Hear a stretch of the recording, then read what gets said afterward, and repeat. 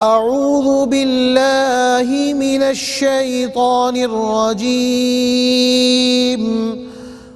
بسم الله الرحمن الرحيم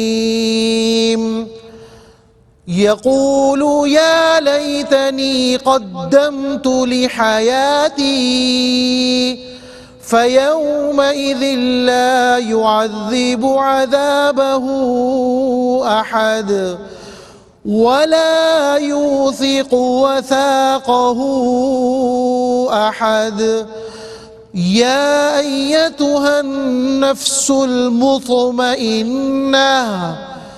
ارجعي إلى ربك راضية مرضية فادخلي في عبادي وادخلی جنتی صدق اللہ العظیم۔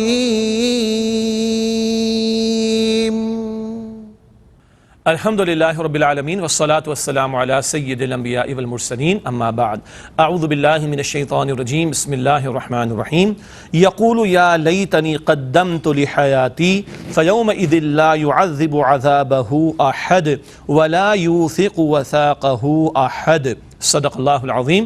اللہم صلی علی محمد وعلی آل محمد وبارک وسلم۔ رب اشرح لی صدری ویسر لی امری واحلل عقدۃ من لسانی یفقہوا قولی واجعل لی وزیرا من اہلی آمین یا رب العالمین۔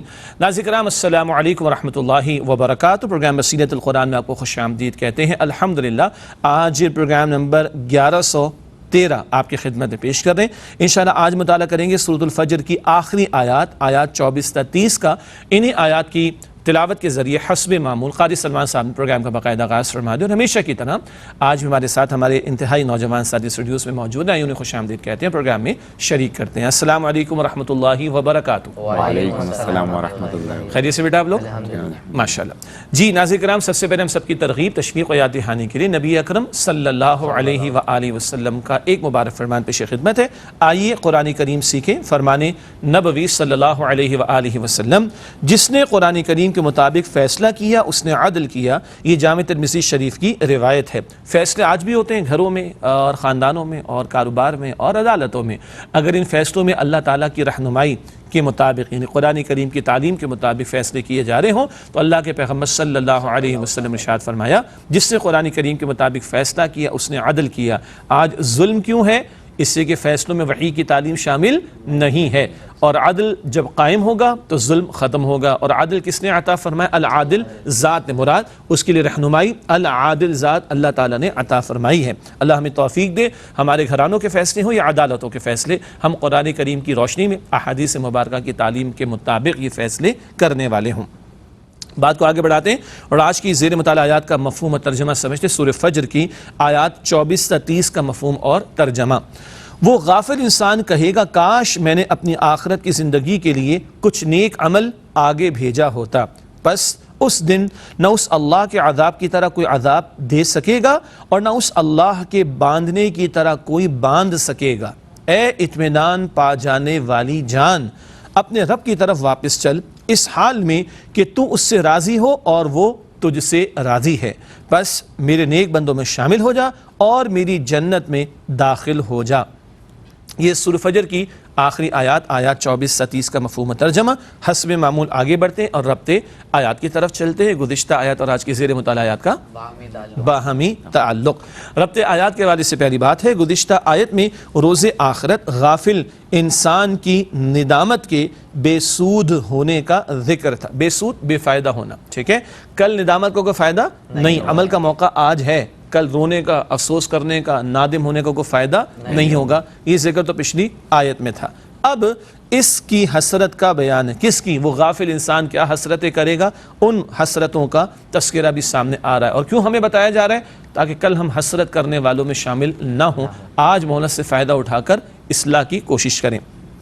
اس کے بعد چلتے ہیں تعارف کی طرف، جو باتیں تفصیل سے ہم تشریح میں بیان کرتے ہیں ان کا ماشاءاللہ خاکہ یا آؤٹ لائن. تعارف کے حوالے سے 3 باتیں آجمی ہیں. پہلی بات، روز قیامت غافل انسان حسرت کرے گا کہ اس نے آخرت کے لیے کچھ تیاری کی ہوتی مگر کل حسرت کا فائدہ نہیں ہے. اگلا نقطہ تعارف کے ذیل میں ہے، روز قیامت غافل انسان اللہ تعالیٰ کی قید و بند میں اس طرح جکڑا ہوا ہوگا جس طرح کوئی اور نہیں جکڑ سکتا. جو سزا اللہ دے گا ویسی سزا کوئی بھی نہیں دے سکتا. اللہ ہم سب کی حفاظت فرمائے. اگلا نقطہ تعارف کے ذیل میں ہے، فرما برداروں کو اللہ تعالیٰ کے مقرب بندوں میں شمولیت اور جنت میں داخلے کی بشارت دی جائے گی. اللہ تعالیٰ ایسے لوگوں میں ہم سب کو بھی شامل فرمائے کہ جنہیں اللہ اپنی رضا کے مقام جنت میں داخلہ عطا فرمائے گا. اس کے بعد چلتے ناظرین کرام تزیہ کی طرف. ہر آیت میں آنے والا ماشاءاللہ موضوع یا ٹاپک. سورہ فجر کی آیات 24 سے 30 کا تزیہ. سب سے پہلے آیت نمبر ہے 24، روز قیامت منکرین کی حسرت. اس کے بعد آیت نمبر 25، اللہ تعالیٰ کی سزا بہت سخت ہوگی. اللہ تعالیٰ ہم سب کی حفاظت فرمائے. اگلی آیت ہے آیت نمبر 26، اللہ تعالیٰ اس طرح جکڑے گا جس طرح کوئی اور نہیں جکڑ سکتا. پھر آیت نمبر 27، نفس مطمئنہ کو خطاب. وہ نفس مطمئنہ کی تفصیل آگے آئے گی انشاءاللہ. پھر آیت نمبر ہے 28، اللہ تعالیٰ کی رضا اور نعمتوں کی بشارت. پھر آیت نمبر 29، خاص بندوں میں شمولیت کی بشارت. اور آخر میں آیت نمبر 30، جنت میں داخلے کی بشارت. اللہ تعالی ہم سب کو جنت الفردوس عطا فرمائے. ناظرین کرام الحمدللہ آج کی زیر مطالعات کا مفہوم و ترجمہ، ربط آیات، تعارف و تجزیہ کا بیان مکمل ہوا. وقت ہے آیات کی تشریح کا. مطالعہ شروع کرتے ہیں سورہ فجر کی آیت نمبر 24 سے. قرآن حکیم اس مقام پر اللہ تعالیٰ نے ارشاد فرمایا، یقول یا لیتنی قدمت لحیاتی. یہ آیت نمبر ہے 24. اس کا ترجمہ، وہ غافل انسان کہے گا کاش میں نے اپنی آخرت کی زندگی کے لیے کچھ نیک عمل آگے بھیجا ہوتا. آیت نمبر 24 کا ترجمہ ہوا. مضمون پہلے سے چلا آ رہا ہے. کل حسرتیں ہوں گی، کل کی حسرتوں کا کوئی فائدہ نہیں ہوگا. اگلا بلکہ پہلا نقطہ آیت کی تشریح میں، روز قیامت کا کافر حسرت کرے گا کہ کاش دنیا میں اس نے آخرت کے لیے کچھ تیاری کی ہوتی. اچھا دنیا میں پتہ کیا ہوتا ہے، ایگزامز کا رزلٹ آتا ہے، ایک بچہ فیل ہو گیا تو روتا تو ہے، چلاتا تو ہے، لیکن اگلی مرتبہ پھر اٹیمپٹ کا موقع ہوتا ہے. سپلی دیتے ہیں جس کو سپلیمنٹری ایگزامز کہتے ہیں. یہ نیکسٹ ایئر فرسٹ ایئر ہے تو سیکنڈ ایئر میں دے دے گا. دنیا میں چلتا ہے، آخرت میں نہیں چلے گا. اللہ نے دنیا کی زندگی ایک دفعہ دی ہے، ایک ہی دفعہ گزارنے کے لیے دی ہے. ایک ہی مرتبہ سوچ سمجھ کر. کوئی ایڈیشنل ایگزام نہیں ہوگا، کوئی سپلیمنٹری ایگزام نہیں ہوگا، کوئی ایڈیشنل اٹیمپٹ نہیں ہوگی، کوئی اور موقع نہیں ملے گا، کوئی اور چانس نہیں ملے گا. ایک ہی چانس اللہ نے دی ہے. سوچ سمجھ کر یہ زندگی گزارنی ہے. اور کل حسرت، ندامت اور افسوس، چیخنا، چلانا، رونا، اس کا کوئی فائدہ نہیں ہوگا. سادہ سی بات ہے، مسلمان ہیں، مانتے ہیں آخرت کو. کیا واقعتاً مانتے ہیں؟ اور کیا کل کی حسرت، ندامت، افسوس کا لحاظ آج ہمیں ہے کہ اس سے بچنے کے لیے مہلت ابھی بھی ختم ہو سکتی ہے، ابھی بھی موت آ سکتی ہے. کم سے کم 3 میں نے ایسی ویڈیوز دیکھی ہیں سوشل میڈیا پر کہ قرآن کریم کی تلاوت کرنے کے دوران میں ایک قاری صاحب کا انتقال ہو رہا ہے. بیان کرنے کے دوران میں ہندوستان میں صاحب علم کا انتقال ہو رہا ہے. لیکچر مکمل ہو رہا ہے امریکہ میں اور اس کے اختتام پر ایک صاحب کا انتقال ہو رہا ہے. اللہ تعالیٰ خاتمہ بالخیر ہم سب کو عطا فرمائے. اور کسی کی جہاز میں، کسی کی ڈرائیونگ سیٹ پر، کسی کی پیسنجر سیٹ پر، گاڑی میں بھی موت واقع ہو جاتی ہے. اور کوئی 3 دن کے بعد دنیا سے چلا جاتا ہے، کوئی 3 سال کے بعد، کوئی 30 سال کے بعد جاتا ہے. کبھی بھی موت آ سکتی ہے. کیا ہم تیار ہیں اس کے لیے؟ اور کیا کل کی حسرتوں کا آج ہمیں ادراک اور احساس ہے کہ آج مہلت سے فائدہ اٹھا کر کل کی زندگی کی ہم تیاری کر لیں؟ اللہ تعالیٰ کل کی حسرتوں سے ہم سب کی حفاظت فرمائے. اگلا نقطہ اس آیت کی تشریح میں، دنیا عارضی اور آخرت دائمی ہے. یہ دنیا ہے تو بڑی کشش، بڑی چمک دمک ہے یہ مختصر سی زندگی، اور آخرت ہمیشہ ہمیشہ کے لیے. اور یہاں ہمیں ٹائم گزارنے کے لیے نہیں بھیجا گیا. 3 گھنٹے کا ایگزام ہوتا ہے تو ایگزامینیشن ہال میں کیا کرتے ہیں؟ سر جھکا کر پیپر اٹیمپٹ کرتے ہیں نا. یا کوئی دیکھتا ہے اچھا جی وہ لائٹ کیوں نہیں جل رہی، وہ بلب کیوں بند ہوا ہے، پنکھا تیز چل رہا ہے کہ نہیں چل رہا، کھڑکی کھلی ہوئی ہے تو کیوں کھلی ہوئی ہے نا جی. اس نے ایسے کپڑے کیوں پہنے ہوئے ہیں، وہ اس نے شرٹ ایسی کیوں پہنی ہوئی ہے. کیا یہ چیزیں دیکھتے ہیں؟ کیا کرتے ہیں؟ اپنے کام سے کام رکھتے ہیں. تو دس دنیا از این ایگزامینیشن. یہاں دل لگانے کو تھوڑی بھیجا اللہ نے، محنت کرنے کو بھیجا ہے، کل کی تیاری کرنے کو بھیجا ہے. یہ مختصر ہے، آخرت ہمیشہ کے لیے. اللہ کے پیغمبر علیہ السلام نے فرمایا تم میں سے کوئی شخص اپنی انگلی سمندر میں ڈالے اور نکال کر دیکھے کتنا پانی لگ کر آیا. یہ بھی بہہ جاتا ہے نا. یہ جو انگلی پر لگا ہوا پانی یہ دنیا ہے، پوری دنیا، اس کی مدت ڈیوریشن، اور وہ ٹھانٹے مارتا سمندر آخرت ہے. تو اس پانی کی سمندر کے پانی سے کوئی نسبت ہے، کوئی موازنہ، کوئی کمپیریزن؟ ایسے ہی دنیا اور آخرت بالکل اپوزٹ، یہ لمیٹڈ وہ ان لمیٹڈ، یہ محدود وہ لامحدود، یہ عارضی اور وہ دائمی ہے. سادہ سا سبق ہے، بس سمجھ آ جائے تو ہم کتنے اچھے ہو جائیں گے انشاءاللہ تعالی، معاشرے کتنے اچھے ہو جائیں گے. اللہ اکبر. اگلی آیت ہے سورہ فجر کی آیت نمبر 25. فَيَوْمَئِذٍ لَا يُعَذِّبُ عَذَابَهُ أَحَدٌ. اس آیت کا ترجمہ، بس اس دن نہ اس اللہ کے عذاب کی طرح کوئی عذاب دے سکے گا. یہ آیت نمبر 25 ہے، اس کا ترجمہ ہوا تشریح کے حوالے سے ایک ہی نقطہ اسکرین پر ملاحظہ فرمائیے گا. اس دن اللہ تعالیٰ کی گرفت مجرموں کے لیے بہت سخت ہوگی، تمام اختیار اللہ تعالیٰ کا ہوگا. یہ ہے کل قیامت کا بیان. اختیار آج بھی اللہ ہی کا کل ہے، بس انسان کو تھوڑا سا اختیار ملا عمل کرنے کا. تو کوئی فرعون بن جاتا ہے، خدائی کے دعوے کرتا ہے، کوئی نمرود بن جاتا ہے، خدائی کے دعوے کرتا ہے. کل اللہ بتا دے گا لمن الملک اليوم للہ الواحد القہار. اللہ اعلان فرمائے کس کی بادشاہت ہے آج؟ سارے چپ ہوں گے، سب کی سٹی گم ہوگی، خدائی کے دعوے کرنے والے بھی خاموش ہوں گے.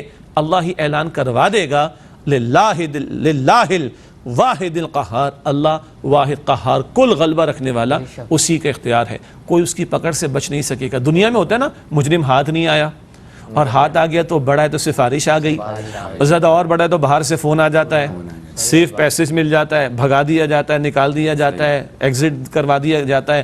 یہاں چلتا ہے، اللہ کا کوئی بچنے والا نہیں ہے، اللہ کی پکڑ سے کوئی باہر رہنے والا نہیں ہے. مجرم ہو، فاسق ہو، فاجر ہو، کافر ہو، مشرک ہو، گنہگار ہو، نافرمان ہو، معصیت میں مبتلا ہو، بچ نہیں سکیں گے اللہ کی پکڑ سے. اللہ اکبر. اگلی آیت سورہ فجر کی آیت نمبر 26.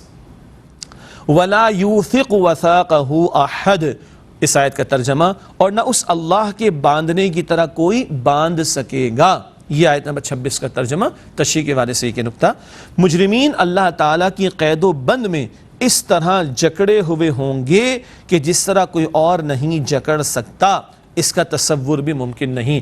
ایسے اللہ جکڑے گا کہ کوئی اور جکڑ نہیں سکتا. اللہ ایسے باندھ کر رکھے گا کوئی اور باندھ نہیں سکتا. قرآن پاک کبھی بتاتا ہے 70 ہاتھ طویل زنجیر سے باندھا جائے گا. کبھی قرآن ستونوں کا ذکر کرتا ہے، کبھی قرآن بیڑیوں کا ذکر کرتا ہے، کبھی قرآن گلے میں پڑے ہوئے طوق کا ذکر کرتا ہے. استغفر اللہ. اللہ ہم سب کو جہنم کے عذاب سے محفوظ فرمائے. اگلی آیت ہے آیت نمبر 27. ارشاد ہوا یا ایتھا النفس المطمئنہ. اس آیت کا مفہوم ترجمہ، اے اطمینان پا جانے والی جان. یہ آیت 27 کا ترجمہ تشریح کے حوالے سے پہلا نقطہ اسکرین پر ملاحظہ فرمائیے گا. اس کے برعکس اس انسان کا ذکر جس نے دنیا میں اللہ تعالیٰ کی رضا کو مطلوب و مقصود بنا رکھا ہے. سبحان اللہ. اب تک مجرموں کا بیان تھا، نافرمانوں کا بیان تھا، غافل لوگوں کا بیان تھا، ان کے لیے عذاب کا اور اللہ کی پکڑ کا اور سخت پکڑ کا بیان تھا. یہ ہے عذاب کا ایک پہلو، یہ عذاب کا پہلو. اب اللہ تعالیٰ فرما برداروں کا اور اپنے نیک بندوں کا، اپنے اطاعت گزار بندوں کا ذکر فرما رہا ہے. اور یہ قرآن پاک کا بنیادی اسلوب ڈراتا بھی ہے اور خوشخبری بھی سناتا ہے، تاکہ ڈر پیدا اور وہ حرکتیں چھوڑ دو جس کی وجہ سے لوگ جہنم میں جائیں گے. اور خوشخبری ہے تو اس سے تم جو ہے موٹیویشن حاصل کرو، ترغیب حاصل کرو اور وہ اعمال انجام دو جو تمہیں جنت کی طرف لے جانے والے ہوں. تو اب مجرموں کے برعکس فرما برداروں کا ذکر کیا جا رہا ہے. تشریح کے حوالے سے اگلا نقطہ، اپنی اس ترجیح پر وہ شخص روز قیامت بہت ہی مطمئن ہوگا. کس ترجیح پر؟ کہ اس نے دنیا کے بجائے آخرت کو مطلوب بنایا، آخرت کو مقصود بنایا. دنیا میں کھو نہیں گیا، رہا دنیا میں مگر آخرت کی فکر کرتا رہا، اس کے لیے کوشش اور محنت کرتا رہا. اسے نفس مطمئنہ کے لقب سے خطاب کیا جائے گا. اطمینان پا جانے والی جان، نفس مطمئنہ کے لقب سے اس کو پکارا جائے گا. آخری نقطہ اس آیت کی تشریح میں ہے، نفس مطمئنہ سے مراد وہ جان ہے جو اللہ تعالیٰ کے ذکر اور اس کی اطاعت سے سکون و قرار پائے اور اس کے ترک سے بے چینی محسوس کرے. بندے کو اللہ کی یاد، اللہ کا ذکر، اللہ کی اطاعت میں لطف آئے، سکون ملے. اور اگر اللہ کی نافرمانی کرے تو اس کو بے چینی ہو جائے، اللہ کی یاد سے غافل ہو جائے تو اس کو بے چینی ہو جائے. یہ نفس مطمئنہ ہے. ایک اور اس کی تعبیر کی گئی، جو گناہوں کو ترک کرتے کرتے کرتے اطاعت میں آگے بڑھتا چلا جائے بڑھتا چلا جائے بڑھتا چلا جائے تو اس کو اطمینان والی جان کہا جا رہا ہے۔ اس نفس مطمئنہ کے لیے کیا بشارتیں ہیں وہ اگلی آیات میں ہمارے سامنے آئیں گی، البتہ ایک وقفہ لیتے ہیں اور پھر ان آیات کا انشاءاللہ تعالیٰ آپ کے سامنے رکھیں گے۔ السلام علیکم ورحمۃ اللہ وبرکاتہ۔ السلام علیکم ورحمۃ اللہ وبرکاتہ۔ ناظرین کرام، پروگرام بصیرت القرآن میں آپ کو خوش آمدید کہتے ہیں۔ اگلی آیت کا مطالعہ شروع کرتے ہیں۔ سورہ فجر کی آیت نمبر ہے 28۔ اعوذ باللہ من الشیطان الرجیم، بسم اللہ الرحمن الرحیم۔ ارجعی الی ربک راضیۃ مرضیہ، سورہ فجر کی آیت نمبر 28، اس کا مفہوم اور ترجمہ: اپنے رب کی طرف واپس چل اس حال میں کہ تو اس سے راضی ہو اور وہ تجھ سے راضی ہے۔ یہ آیت نمبر 28 کا مفہوم و ترجمہ، تشریح کے والے سے پہلا نقطہ اور ایک ہی نقطہ اسکرین پر ملاحظہ فرمائیے گا۔ اسے اللہ تعالیٰ کی رضا اور نعمتوں کی بشارت دی جائے گی جس سے وہ خوش ہو جائے گا۔ اور عالم کیا ہے؟ اللہ کہہ رہے میں تجھ سے راضی اور تم مجھ سے راضی۔ سبحان اللہ۔ یہ بات اولین انبیاء کے علاوہ بات کریں گے۔ اولین یہ بشارت نبی مکرم علیہ السلام کے صحابہ کرام کے لیے رضی اللہ تعالی عنہم اجمعین، جن کا ذکر بار بار قرآن کریم میں آتا ہے، رضی اللہ عنہم ورضوا عن، اللہ تعالیٰ ان سے راضی اور وہ اللہ تعالیٰ سے راضی۔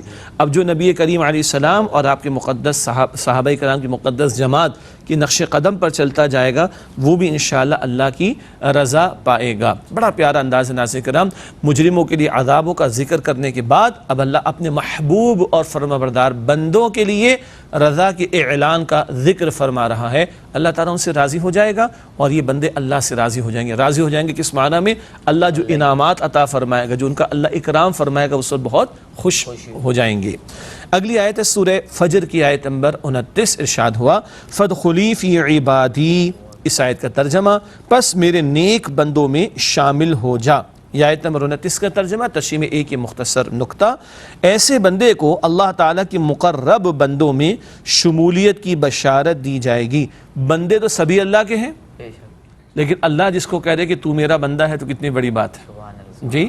بندے تو سبھی اللہ کے ہیں، کافر ہو مسلمان ہو، سب کو اللہ ہی نے بنایا، سب اللہ کی مخلوق، اللہ کے بندے، مگر اللہ کسی کو کہہ دے کہ تو میرا بندہ ہے تو یہ کس قدر بڑے اعزاز کی بات ہے کہ میرے بندوں میں، مقرب بندوں میں، خاص بندوں میں، مخصوص بندوں میں اور محبوب بندوں میں اور خوش نصیب بندوں میں شامل ہو جا۔ اللہ اکبر کبیرہ۔ اللہ تعالیٰ مجھے اور آپ کو اس اعلان کا مصداق بنائے کہ کل اللہ یہ اعلان میرے اور آپ کے لیے بھی فرما دے۔ اس کے بعد اگلی اور سورہ فجر کی بھی آخری آیت اور آج کے مطالعے کے اعتبار سے بھی آخری آیت ہے، سورہ فجر کی آیت 30، ارشاد ہوا وَادْخُلِي جَنَّتِي، اس آیت کا مفہوم ترجمہ اور میری جنت میں داخل ہو جا۔ یہ آیت 30 کا مفہوم ترجمہ، تشریح کے والے سے پہلا نقطہ اسکرین پر ملاحظہ فرمائیے گا۔ ایسے بندے کو نعمتوں والی جنت میں داخلے کی بھی بشارت دی جائے گی۔ اللہ تعالی ہم سب کو یہ اعلان عطا فرما دے کہ بندوں میں داخل ہو جاؤ اور میری جنت میں داخل ہو جاؤ، بندوں میں شامل ہو جاؤ اور میری جنت میں داخل ہو جاؤ۔ اگلا اور آخری نقطہ اس آیت کی تشریح میں اللہ تعالیٰ کا جنت کو میری جنت فرمانا اس بات کی طرف اشارہ ہے کہ وہ اللہ تعالیٰ کی رضا کا مقام ہے، وہ اللہ تعالیٰ کی رضا کا مقام ہے، تو اس کی بھی طلب ہونی چاہیے، اس کی بھی تڑپ ہونی چاہیے، اس کے لیے محنت بھی ہونی چاہیے، اس کے لیے دعا بھی ہونی چاہیے کہ اللہ فرمائے میری جنت میں داخل ہو جا۔ تو اللہ کی رضا کا مقام جنت ہے۔ بعض لوگ کہتے ہیں بس اللہ جیسے چاہے کر لے، او بھائی اللہ نے خود جنت کا ذکر کیا ہے، اللہ تعالیٰ نے جنت کی نعمتوں کا ذکر فرمایا ہے، اللہ تعالیٰ کے نبی علیہ السلام نے اور انبیاء علیہ السلام نے جنت کا سوال کر کے ہمیں دکھایا ہے، تو جنت کو بھی پیش نظر رکھنا چاہیے۔ جی ناظرین کرام، یہ اعلانات ہیں جو اللہ تعالیٰ اپنے مقرب بندوں کے لیے فرمائے گا۔ ایک صاحب سے پوچھا گیا گھر والوں کے لیے کیا ویژن سیٹ کیا ہے؟ آج کے لوگ سوچتے ہیں نا اولاد کے بارے میں، گھر والوں کے بارے میں، فیملی کے بارے میں، پوچھا بھائی کیا سوچا فیملی کے بارے میں، کیا ٹارگٹ سیٹ کیا، کیا ویژن بنایا، کیا مشن بنایا؟ تو ان صاحب نے کہا یہ دو آیتیں، فَادْخُلِي فِي عِبَادِي وَادْخُلِي جَنَّتِي۔ انہوں نے کہا بس اللہ میرے اور میرے گھر والوں کے لیے یہ اعلان فرما دے میرے بندوں میں شامل ہو جاؤ اور میری جنت میں داخل ہو جاؤ۔ ہمیں فکر ہے، جنت چاہتے ہیں، کتنا سوال کرتے ہیں اللہ تعالیٰ سے جنت کا، روزانہ ذرا چیک کر لیں۔ اپنی اولاد کے لیے، اپنی بیوی کے لیے، ماں باپ کے لیے، بہن بھائیوں کے لیے، گھر والوں کے لیے جنت کے بارے میں فکر مند ہیں؟ کیا واقعی فکر مند ہیں؟ دل سے پوچھیں، میں بھی پوچھوں، آپ بھی پوچھیں، تو اللہ سے جنت کا سوال کتنی مرتبہ کر رہے ہیں دن میں، اس سے اندازہ ہو جائے گا۔ مہینے کے بعد کی سیلری، بچوں کے ایگزامینیشن کی کامیابی، اور ایک چھوٹے فلیٹ سے بڑے فلیٹ میں چلے جانے کی فکر، ایک بڑے فلیٹ سے ایک بنگلے میں جانے کی فکر، اور اس تنخواہ سے اس تنخواہ پر آ جانا، اور اس کاروبار میں یہاں کھڑے تو وہاں تک پہنچ جانا، کتنی فکر اور کوشش، اسٹرگل اور محنت، جد و جہد ہے، اور اللہ کی رضا کا حصول ہو، اور اللہ اپنے مقرب بندوں میں شامل فرمانے کا اعلان فرما دے، اور اللہ اپنی رضا کے مقام جنت میں داخل ہو جانے کی بشارت دے دے، اس کی فکر کتنی ہے؟ میں بھی غور کروں، آپ بھی غور کیجئے گا۔ الحمدللہ ناظرین کرام، سورہ فجر کا مطالعہ کسی درجے میں ہوا مکمل، وقت ہے سوالات کا۔ چلتے ہیں ہمارے ساتھیوں کی جانب اور ان سے دریافت کرتے ہیں کہ آج ہم سے کیا سوال پوچھنا چاہتے ہیں۔ جی بیٹا، پہلا سوال آپ کی طرف سے۔ میرا آپ سے سوال ہے کہ ہم آخرت کی فکر کیسے کریں؟ بہت اچھا سوال ہے، آخرت کی فکر کیسے کریں؟ بس کرنی ہے بھائی، پہلا جواب تو یہ ہے نا، وہ کہتے ہیں نا انگلش میں ڈو اینڈ ڈائی والا معاملہ ہے، کرنا تو پڑے گا بھائی۔ ایک بات، ہاں، یہ فکر کے حوالے سے ہم غفلت میں چلے جاتے ہیں، اس کا ایک بہترین ذریعہ اس قرآن پاک سے جڑنا، تلاوت بھی، سمجھنا بھی، تاثیر لینا بھی۔ یہ قرآن ذکر کہا گیا، اس کو کیا کہا گیا؟ ذکر۔ ذکر کا مطلب یاد دہانی، تذکرہ، کلا انہا تذکرہ، قرآن کہتا ہے یاد دہانی ہے۔ تو جتنا ہم غافل ہو رہے اتنا یاد دہانی کی ضرورت ہے، قرآن پاک سے جڑنا، ایک بات۔ دوسری بات، اللہ کے نیک بندوں کی صحبت اختیار کرنا، جن کا ایمان ہم سے بہت بہتر ہے، اور جن کو دیکھ کر اللہ تعالیٰ یاد آتا ہے۔ حدیث مبارک میں آتا ہے نا، مؤمن وہ ہے جسے دیکھ کر اللہ تعالیٰ یاد آتا ہے۔ تو اللہ کے نیک بندوں کے ساتھ بیٹھیں گے، ان کی صحبت میں بیٹھیں گے، ان کے ساتھ گھلیں گے، ملیں گے، ان کے ساتھ اٹھک بیٹھک سمجھتے ہیں نا، مطلب بیٹھنا اٹھنا، محفل میں جانا، ٹھیک ہے، اٹھک بیٹھک وہ والی نہیں، تو ان کی محفلوں میں جائیں گے تو آخرت کی فکر ہمیں تازہ ہوگی۔ پھر اللہ کے پیارے نبی علیہ السلام کے واقعات اور آپ کی سیرت کے واقعات کا مطالعہ، صحابہ کرام رضی اللہ تعالی عنہ مجمعین کی سیرت اور ان کے واقعات کا مطالعہ، کہ فکر مند تو سب سے بڑھ کر وہ تھے نا آخرت کے، حضرت ابوبکر صدیق رضی اللہ تعالی عنہ، ان کو جنت کی بشارت حضور دے چکے کہ تو جنت میں ہوگا، اللہ اکبر، اے ابوبکر تم تو جنت میں ہوگے، مگر وہ پھر بھی خوف رکھتے تھے، کاش میں تنکا ہو جاتا جو جل کر ختم ہو جائے گا۔ اس تنکے سے سوال نہیں ہوگا، ابوبکر سے سوال ہوگا رضی اللہ عنہ، کاش میں چڑیا ہوتا جو مر جائے گی، ختم ہو جائے گی، مٹی ہو جائے گی، مگر ابوبکر کو تو دوبارہ زندگی ملے گی، ان کو تو جنت کی بشارت ملی ہوئی ہے، مگر ان کا خوف کتنا آخرت کا اندازہ کیا جائے۔ تو قرآن، نیک لوگوں کی صحبت، نبی پاک علیہ السلام کی سیرت کے واقعات، اس تعلق سے فکر آخرت کے حوالے سے، اور اللہ کے پیارے نبی علیہ السلام کے صحابہ کرام کی سیرت اور ان کے واقعات کا مطالعہ، اس سے ہمارے اندر بھی فکر آخرت بڑھے گی انشاءاللہ تعالی۔ جی بیٹا، آپ کا سوال۔ میرا آپ سے یہ سوال ہے کہ نفس مطمئنہ کے بارے میں تھوڑا اور وضاحت فرمائیں۔ نفس مطمئنہ کے بارے میں تھوڑا اور وضاحت فرمانا، چلیں ٹھیک ہے، دو باتیں اور سمجھ لیتے ہیں۔ ایک جگہ قرآن کہتے ہیں نفس لوامہ، وما ابرئ نفسی ان النفس لامارۃ بالسوء، نفس تو امارہ ہے، بڑی برائی کی دعوت دیتا ہے۔ کبھی قرآن کہتے ہیں نفس لوامہ، سورہ قیامہ میں، لا اقسم بیوم القیامہ ولا اقسم بالنفس اللوامہ، ملامت کرنے والا نفس، نیکی کرتا بھی اطمینان پاتا ہے، بدی کرتا ہے تو ذرا اس کو بے چینی ہوتی ہے۔ امارہ میں کیا ہوتا ہے؟ بدی کی طرف آدمی بڑھ رہا ہوتا ہے۔ ضمیر اگر سلامت اور زندہ ہو تو نیکی بدی کشمکش چلتی ہے، اور جب بندہ بدی سے اپنے آپ کو بچاتا نیکی میں آگے بڑھتا جاتا ہے، اور نفس کی خواہشات کے مقابلے میں روح کے تقاضوں پر عمل کرتا چلا جاتا ہے، سادہ انداز میں گناہوں سے بچتا رہتا ہے اور نیکی میں آگے بڑھتا جاتا ہے، تو وہ نفس مطمئنہ تک پہنچ جائے گا انشاءاللہ تعالی۔ حاصل کلام، اللہ تعالیٰ اور اس کے رسول علیہ السلام کی اطاعت کی روش اور ان کی نافرمانی سے اپنے آپ کو بچانا، اللہ کی یاد سے ہر آن جڑے رہنا، آخرت کو پیش نظر رکھنا، اس کیفیت میں بندہ جتنا آگے بڑھے گا تو انشاءاللہ وہ نفس مطمئنہ کی کیفیت کی طرف بڑھتا چلا جائے گا۔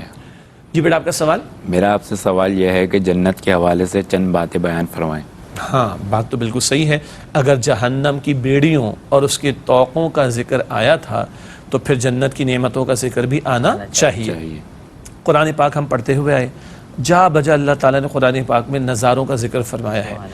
ایک حدیث مبارک میں آتا ہے کہ اللہ تعالیٰ یہ ارشاد فرماتا ہے کہ اللہ تعالیٰ نے اپنے نیک بندوں کے لیے جنت میں وہ کچھ تیار کیا جو نہ کسی آنکھ نے کبھی دیکھا، نہ کسی کان نے اس کے بارے میں کبھی سنا، نہ کسی کے دل میں اس کا کبھی خیال بھی آیا۔ اب کیا تصور کریں گے؟ پہلی بات، ایک بات ہم پہلے یہ حدیث مبارک بخاری شریف میں ہے، مسلم شریف کی ایک حدیث میں ذکر آتا ہے آخری بندہ جس کو جہنم سے نکال کر جنت میں داخل کیا جائے گا، کچھ تو سزا بھگتیں گے نا، اللہ حفاظت فرمائے، اللہ پہلے مرحلے پر یہ میں جنت عطا فرمائے، لیکن آخری والا جو جہنم سے نکال کر جنت میں لے جایا جائے گا اس کی جنت پتہ ہے کتنی بڑی ہوگی؟ کراچی پورا دیکھا ہے؟ پورا کراچی دیکھا ہے؟ کیا بات کرو، میں نے نہیں دیکھا بھائی، نیٹ پہ دیکھا، ہاں صحیح کہہ رہے ہیں، نیٹ پہ بھی پورا دیکھا ہے، گوگل میپ میں دیکھا ہوگا بس، اور کیا دیکھا ہوگا؟ تو کراچی نہیں، پاکستان نہیں، ایشیا نہیں، اس دنیا سے 10 گنا بڑی جنت ہوگی۔ کتنی؟ کس کی؟ آخری والا جو جہنم سے سزا بھگت لے گا اور پھر نکال کے جنت میں ڈالا جائے گا، اس کی جنت اس دنیا سے 10 گنا بڑی ہوگی، تو پہلے والوں کی کتنی بڑی ہوگی؟ سبحان اللہ، تصور کر سکتے ہیں؟ سبحان اللہ نہیں کر سکتے۔ جنت کے خیموں کا ذکر آتا ہے نا، حور مقصورات فی الخیام، جنت تو بہت بڑی ہوگی، ایک یہ خیمہ پتہ کتنا بڑا ہوگا؟ حدیث مبارک میں آتا ہے 60 میل کا ہوگا، 60 میل، سمجھ آ رہی ہے؟ 80-90 پلس کلومیٹر بن جائے گا کم و بیش، اتنا بڑا ایک خیمہ ہوگا، پتہ نہیں کتنے خیمے ہوں گے، تصور کیا کریں گے؟ ہاں اللہ تعالیٰ ہمیں یقین عطا فرمائے۔ کبھی قرآن وہاں کے تخت کا ذکر کرتا ہے، شاہانہ تخت، کبھی وہ کنگنوں کا ذکر کرتا ہے، سونے چاندی کے کنگن، کبھی وہاں کی مشروبات کا ذکر کرتا ہے، ان مشروبات کے فلیورز کا ذکر کرتا ہے، کبھی پرندوں کے گوشت کا ذکر کرتا ہے، کبھی وہاں کے ماڈریٹ موسم کا ذکر کرتا ہے، کبھی قرآن وہاں کی نہروں کا ذکر کرتا ہے، کبھی قرآن کہتا ہے کہ سلام، اللہ تعالیٰ سلام عطا فرمائے گا، کبھی فرشتے سلام کہیں گے، ایک دوسرے کو سلام کہیں گے، وہاں کوئی نیگیٹو جذبات کسی کے اندر نہیں ہوں گے، جو مانگو گے عطا ہوگا، جو چاہو گے عطا ہوگا، اور سب سے بڑھ کر اللہ اپنی شان کے مطابق عطا کرے گا، اس کا تصور بھی کرنا ممکن نہیں ہے۔ اللہ تعالیٰ مجھے اور آپ کو شوق اور ذوق اور یقین عطا فرمائے۔ کیا ہم سیریس ہیں جنت کے بارے میں؟ چلیں میں بھی چیک کروں، آپ بھی چیک کریں، پچھلے 24 گھنٹے میں اللہ تعالیٰ سے ہم نے جنت کا سوال کتنی مرتبہ کیا، اس سے پتہ چل جائے گا how serious we are about the جنت آف اللہ سبحانہ و تعالی۔ اللہ اکبر۔ ناظرین کرام، الحمدللہ سوالات ان کے جوابات بھی آپ کے سامنے پیش کیے گئے۔ پروگرام کے آخری لمحات میں آخری مختصر سیگمنٹس کو شامل کرتے ہیں۔ سب سے پہلے قرآنی معلومات کا نقطہ، آج کا نقطہ نوٹ کیجئے گا۔ سورۃ اللیل میں قدرت باری تعالی انسانی کوششوں اور ان کے نتائج کے مختلف ہونے، نیز نیک اور بد لوگوں کا ذکر کیا گیا۔ یہ موضوع سورۃ اللیل میں آخری پارے کی صورتوں کا موضوع ہم آپ کے سامنے رکھ رہے ہیں۔ اللہ تعالیٰ کی قدرت، لوگوں کی کوششیں مختلف تو ان کے نتائج مختلف ہوں گے۔ اچھی کوشش کا نتیجہ اچھا، بری کوشش برے عمل کا نتیجہ برا ہوگا، اور لوگوں کے نیک اور بد ہونے کے حوالے سے جو نتائج ہوں گے ان کو سورۃ اللیل میں ذکر کیا گیا ہے۔ اس کے بعد حاصل مطالعہ یعنی ریکیپ یا خلاصہ، 3 باتیں آج بھی ہیں حاصل مطالعہ کے حوالے سے۔ پہلی بات، روز قیامت نافرمانوں کو اللہ تعالیٰ کی طرف سے ایسا عذاب دیا جائے گا جیسا عذاب کوئی اور نہیں دے سکتا۔ اگلا نقطہ، اللہ تعالیٰ کی رضا کو مطلوب و مقصود رکھنے والوں کو نفس مطمئنہ کے لقب سے خطاب کیا جائے گا، اللہ انہی لوگوں میں ہمیں شامل فرمائے۔ اور آخری نقطہ حاصل مطالعہ کے حوالے سے، فرما برداروں کو اللہ تعالیٰ کی رضا اور خاص بندوں میں شمولیت کی بشارت دی جائے گی۔ اللہ تعالیٰ یہ بشارت ہم سب کے حق میں بھی قبول فرمائے اور ہم سب کو بھی عطا فرمائے۔ اس کے بعد چلتے جائزے کی طرف، یعنی سیلف اسسمنٹ، اپنا جائزہ، میں اور آپ کہاں کھڑے ہیں چند آیات کی روشنی میں جب مطالعہ ہم نے کیا۔ آئیے جائزہ لیں۔ پہلا سوال جائزے کے طور پر، کیا ہم اپنے اور اپنے گھر والوں کے لیے جنت کے حصول کی محنت کر رہے ہیں؟ سوال کئی مرتبہ آ چکا، بس غور کیجئے، میں بھی اور آپ بھی، ہم سب غور کریں، محنت بھی کریں۔ اگلا سوال، کیا ہم دنیا میں صالحین کی صحبت اختیار کرتے ہیں؟ کیسے فکر آخرت پیدا ہوگی؟ نیک لوگوں کی صحبت اختیار کرنے سے بھی یاد دہانی ہوگی انشاءاللہ۔ آخری سوال جائزے کے طور پر ہے، کیا ہم نے اللہ تعالیٰ کی ذات مبارکہ کو اپنا مطلوب و مقصود بنایا ہوا ہے؟ ساری زندگی بھر کی محنت کے بعد اگر اللہ راضی نہ ہوا تو زندگی کا کیا حاصل؟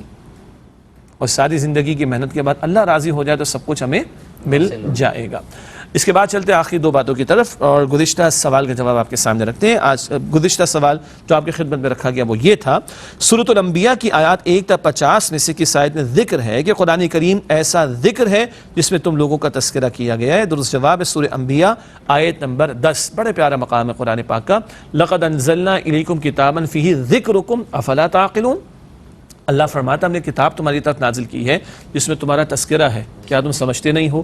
غور کریں گے تو ہماری تصویریں قرآن پاک میں ہمیں نظر آئیں گی. کیوں؟ قرآن اللہ تعالیٰ کا زندہ و جاوید کلام ہے، قیامت تک انسانیت کی وہ امامت اور رہنمائی کرتا رہے گا. درست جواب سورہ انبیاء آیت نمبر 10. آج کا سوال نوٹ کیجئے گا. سورۃ الحج کی آیات 41 سے 78 میں سے کس آیت میں ذکر ہے کہ اللہ تعالیٰ کی راہ میں جہاد کرو جیسا کہ جہاد کرنے کا حق ہے؟ سورہ حج آیات 41 سے 78 میں سے کس آیت میں ذکر ہے کہ اللہ تعالیٰ کی راہ میں جہاد کرو جیسا کہ جہاد کرنے کا حق ہے؟ درست جواب انشاءاللہ اگلے پروگرام میں آپ سے شیئر کریں گے. اور اسی کے ساتھ چاہیں گے اجازت، اس سے کہ وقت اور پروگرام کا مکمل. آپ تمام ساتھیوں کا بہت شکریہ. اللہ تعالیٰ آپ کے اخلاص میں، علم اور عمل میں ترقی عطا فرمائے. ناظرین کرام، ہم سب کو، ہماری پوری ٹیم، ہمارے قاری صاحب کو، ہم سے تعاون کرنے والوں کو، کیو ٹی وی کی انتظامیہ کو اور تمام مسلمانوں کو اپنی دعاؤں میں یاد رکھیے. اے اللہ ہم سب کو آخرت کا طلبگار بنا اور ہمیں جہنم کے عذاب سے بچا. ہمیں جنت الفردوس کی طلب و طلب بھی عطا فرما اور ہم سب کو جنت الفردوس عطا فرما. آمین یا رب العالمین. وآخر دعوانا ان الحمد للہ رب العالمین. والسلام علیکم ورحمۃ اللہ وبرکاتہ.